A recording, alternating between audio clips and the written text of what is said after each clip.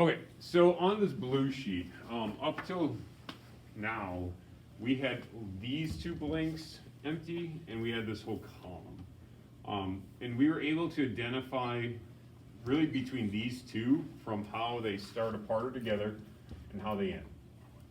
For these last two, we didn't really get to the point where we could say, is it an elastic collision or is it partially inelastic?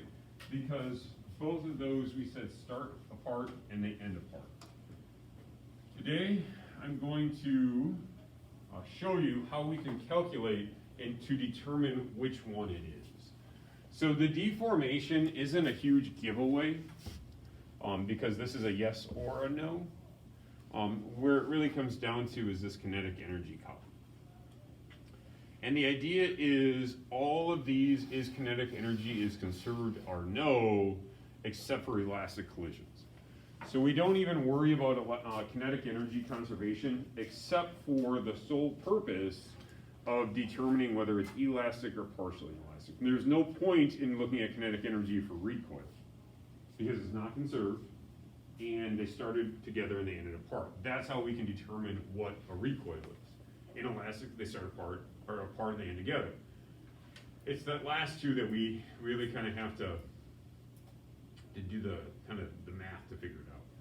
So when we talk, remember about deformation, a deformation simply is, in my mind, is does it look identical at the start and at the end? And if the answer is no, they look different, then I'm saying it's deformed, okay?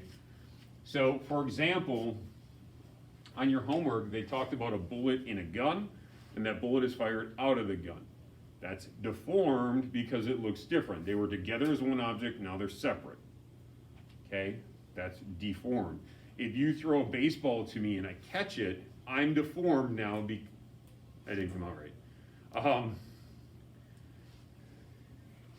The interaction between the ball and I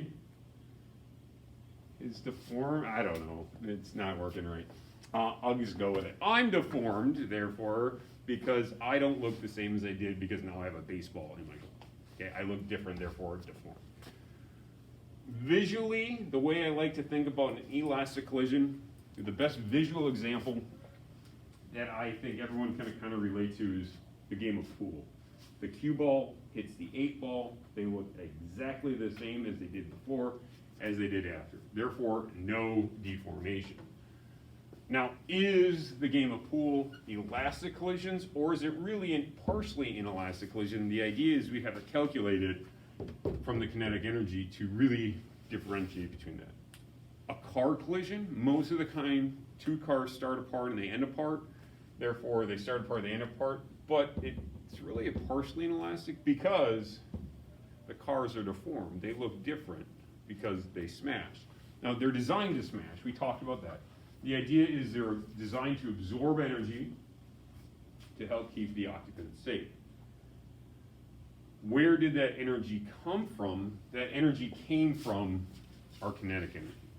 So that energy that is gained or lost during a collision is coming from the kinetic energy or is going to heat or deformation. Okay, so something to kind of keep in mind. So that last column, maybe before I carry that away, that last column for kinetic energy is no, no, yes, no. And that is going to reference a little bit more forward, is going to reference what I have written on the far right. So how do we know if kinetic energy is conserved? The way we know whether kinetic energy is conserved or not is by looking at the sum of all my kinetic energy before the collision and looking at the sum of all my kinetic energy after the collision. And if my kinetic energy before at location 1, the sum of all my kinetic energy at location 1, we have two objects, so therefore we have two kinetic energies that we have to add together. If my before is equal to my after, then we would say that my kinetic energy is conserved. And if my kinetic energy is conserved, that's actually if, then, therefore, yeah, I think that's okay. Therefore, we could then determine that this is an elastic collision The opposite, of course, is true. If the sum of all my kinetic energy at location 1 does not equal the sum of all my kinetic energy at location 2, then kinetic energy is not conserved, therefore it would be a partially inelastic. Okay? So it's a different, it's different calculation we do after we do a momentum. Now I'm just going to show you, this is the homework sheet. The homework sheet that I have breaks these problems down more than the 1/2 sheet that I gave you today. Okay? And that's the way I kind of have the question written on the test too, for kinetic energy conservation, is really, we are going to do a conservation of momentum problem. Then I'm going to determine what's the sum of my kinetic energy at location 1. I'm going to determine what the sum of my kinetic energy at location 2 is. Then I'm going to compare them. Are they the same? Yes or no? If so, then if so, conserve. If not, then not conserve. And then what type? So that's the process we're going to do. That's just not the way that I laid out the 1/2 sheet that you got on the web. Okay, so we'll work through this, and we're going to do those exact same things. I just don't have all the different pieces very specifically laid out, but that's the exact same format that we're going to follow. So in this problem, we have two objects. We have object A and we have object B that are sliding along a frictionless string. Ball A, 0.4 kilograms, is moving at 0.03 meters per second to the right. When it collides with ball B, 0.6 kilograms, that was initially at rest. If after the collision, ball A is moving to the left at 0.007 meters per second, how fast will ball B be moving? And then, what type of collision is it? If you notice, my velocities have a lot more decimal points than I've ever given you before. And that's because we really want to try to minimize rounding issues. Because if we round, and we round early, then we don't necessarily get a true, accurate kind of depiction of whether kinetic energy was or wasn't conserved. Okay, so I'm going to encourage you to not round anything, to keep every decimal possible for these problems. The other ones I'm okay with doing how we've been doing. But I very intentionally gave you 3 decimal points for the velocities because in order for me to get my numbers to work, I have to be that specific with them. So try to keep every single decimal as you can. So same process. This is a conservation and momentum problem. We're going to go through. We're going to fill in the missing information. Once we fill in the missing information, we can set up the problem. So we have 2 objects that we start with. We have 2 objects that we end up with. I need a mass and velocity for each object at each location. At each location. Why don't you take 30 seconds while I take attendance to fill in as much information on that variable list as you can.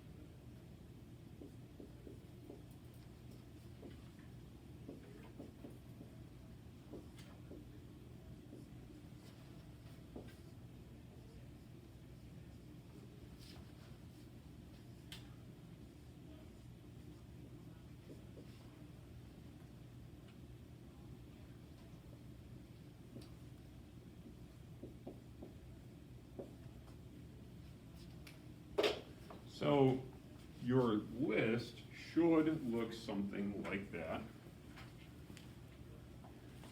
And note the directions of my velocities.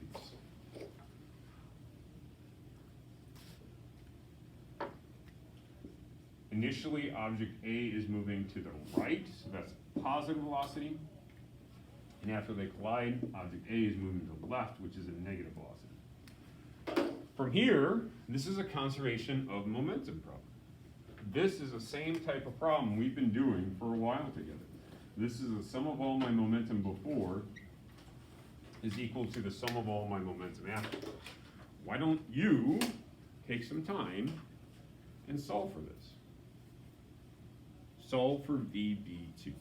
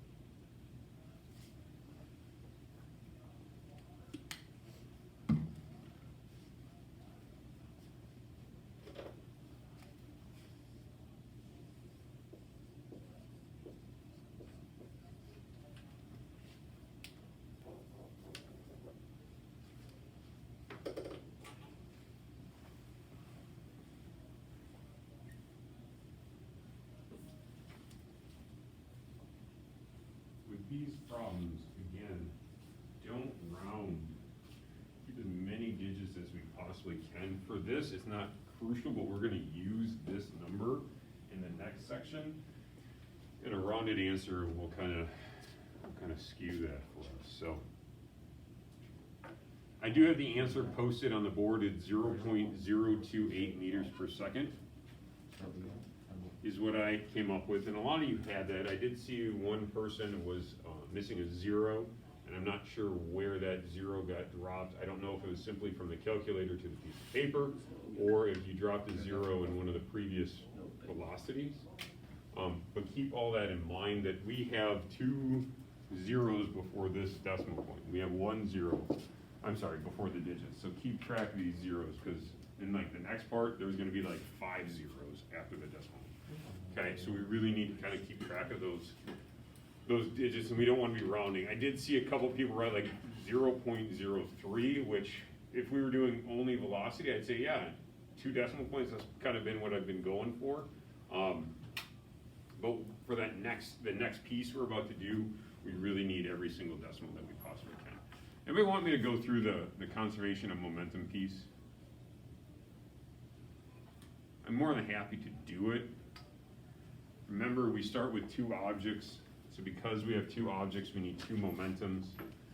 So we would need PA1 and PB1, and we end up with 2 objects, so we have 2 momentums after. And the way we can determine this is mass times velocity, because momentum is simply mass times velocity. So how do we find this? We go mass times velocity plus mass times velocity is equal to mass times velocity plus mass times velocity. Keep in mind that's on negative signs, positive signs. So we have a negative 0.07 meters per second. Therefore, that PA2 is going to be negative, and you've got to add that to the other side. Okay, no one said, hey, can you walk through that? So unless someone all of a sudden does, I'm not going to do it. 0.028 is the number we should get. Now, in order to determine whether this is an elastic collision or a partially inelastic collision, we have to look at kinetic energy now. So they started apart, they ended apart, and because of how they started and ended, we don't know which one it is. So we have to look at kinetic energy. So the way we do this is, and I'm going to erase part of this in a second, you probably are going to run out of room on the front side, which is fine. You got a whole back side of that half sheet that you can do this to. Is what we're going to do is we're going to solve for the sum of all my kinetic energy at location 1 first. Then, and this is the part I'm going to erase just because there's not going to be enough room over here, I'm going to go through and I'm going to solve for the sum of all my kinetic energy at location 2. Then, I'm going to compare this number and this number, and if they are equal to one another, it's conserved, therefore elastic, but if these two digits or numbers are different, this is not true, therefore this is partially inelastic and not elastic. So that's the approach. So how do we solve for the sum of all my kinetic energy at location 1? Well, keep in mind, kinetic energy from our previous unit is equal to 1/2 the mass times our velocity squared.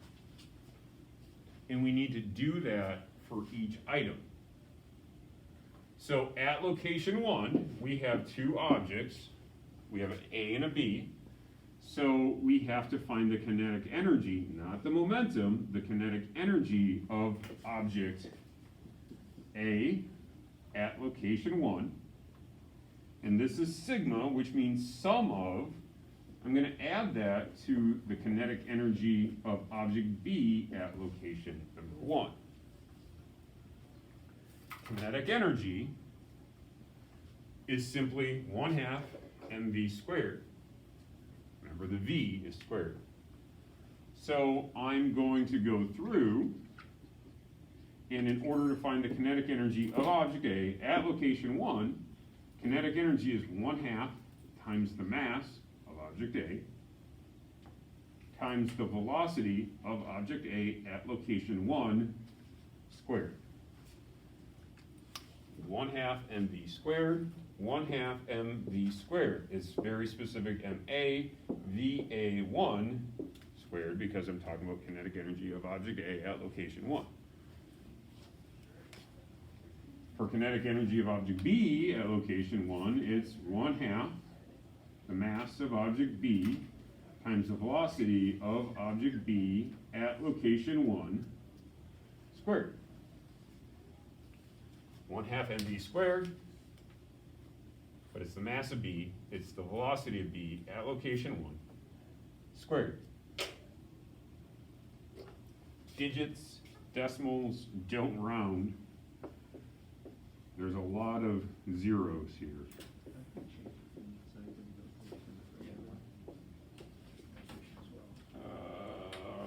This is 0.035 squared plus 1/2 0.6 times 0 squared, which isn't probably necessary for me to write, because 0 squared is 0, and 0 times 0.6 times 1/2 is 0.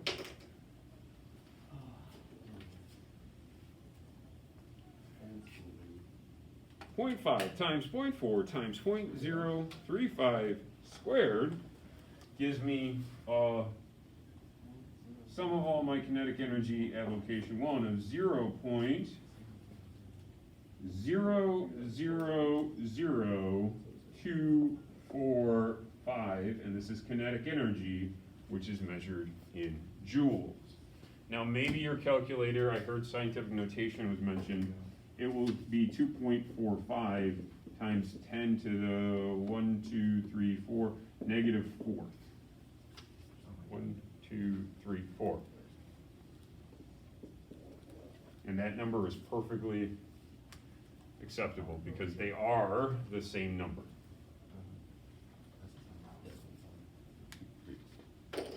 Okay, there's 3 zeros after that decimal point. Yep. So we can just put it like that? Yeah. Yep, either form is perfectly fine because both of them are the exact same number. It's just a different way to write the number. It's, I was gonna say, it's kind of like saying a dozen or writing the number 12. It's just two different ways to, kind of. It's two different ways to write the same number. It's just a different way to write that. Okay, so that is the sum of my kinetic energy at location 1. Then I do the exact same process except for at location 2. So I'm going to find the sum of my kinetic energy at location 2. I'm going to solve for that numerical value. And if those two numbers are the same, kinetic energy was conserved, therefore it's an elastic collision. Or if they are not, then it was not conserved, therefore it's a partially not. I'm getting ahead of myself. So the sum of all my kinetic energy at location 2, I have two objects. Because I have two objects, I have to have two kinetic energies, and I have to add those two kinetic energies together. Sigma means sum of. So I have object A at location 2, and I have the kinetic energy of object B at location 2. Remember, kinetic energy is 1/2 mv squared. So in order to find the kinetic energy of object A at location 2, it's 1/2 times the mass of object A times the velocity of object A at location 2 squared. Don't forget to square your velocity. The amount of times people forget that squared is too much. Kinetic energy of object B at location 2 is 1/2 times the mass of object B times the velocity of object B at location 2 squared. 1/2 mv squared, that's all it is. We just put in the appropriate A's and B's, location 1s and location 2s.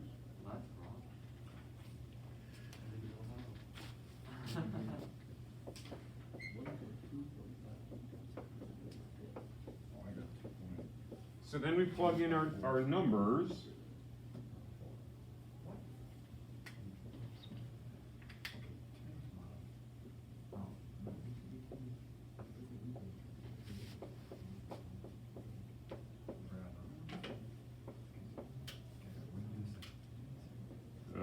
I guess you erased my answer.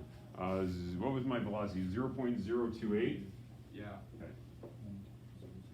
No, 0.028. Two zeros? This square goes out. Wait, I thought there was a zero. I wrote it down wrong. Okay. So that's that. Now, I'm gonna.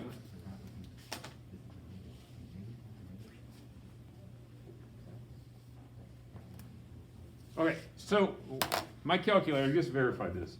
If I plug this number into my calculator, if I go negative 0.007 squared, and I hit equals, my calculator's silly, and it tells me the answer is negative.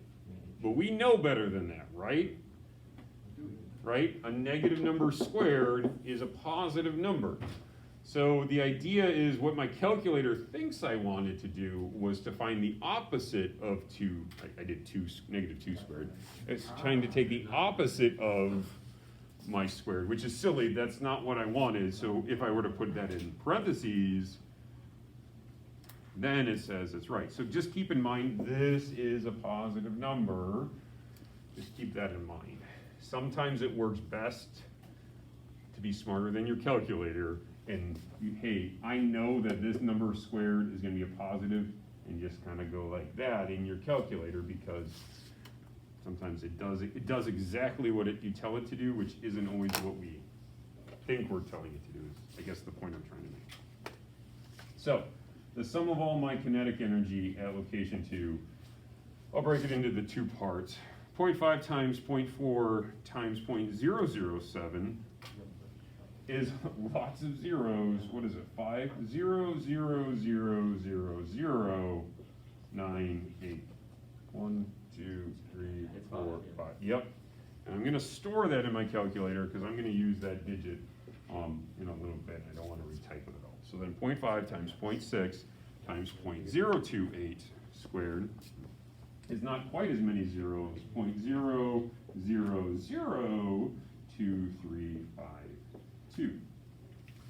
Now, if you want to learn how to store numbers in your calculator, feel free to ask me in a couple minutes, and I'd be happy to, oops, that's not what I wanted to do. And I'd be happy to show you how to do it on your calculator, assuming that I know how to do it on your calculator, but I know Texas Instruments. Beyond that, maybe I can't. Okay, plus. So the sum of all my kinetic energy at location 2 is 0.000245 joules. Now, I didn't round anything. I used every digit my calculator gave me, and you might say, so did I, Mr. Davies, but my answer was 0.00242. And then you'd say, well, is that the same? Are they equal? The official term that I'm going to use, which doesn't make it official at all, is that's pretty gosh darn close. Okay, and if it's pretty gosh darn close, then we're going to say it's conserved. Now, what is close enough to be pretty gosh darn close? It's got to be pretty gosh darn close. Okay, so you got to use your judgment. The ones that are not equal are going to be fairly significantly different. Okay, if you're off by like 0.000003, something probably rounded somewhere. Now, if you notice, and I think I mentioned this at the beginning, I very intentionally gave you lots of decimals very early on, because if I would have just said 0.404 or 0.01, this wouldn't have worked out the way I want. I have to actually kind of back calculate these. So then to answer our question, did the sum of all my kinetic energy at location 1 equal the sum of all my kinetic energy at location 2? Yes. Therefore, is kinetic energy conserved?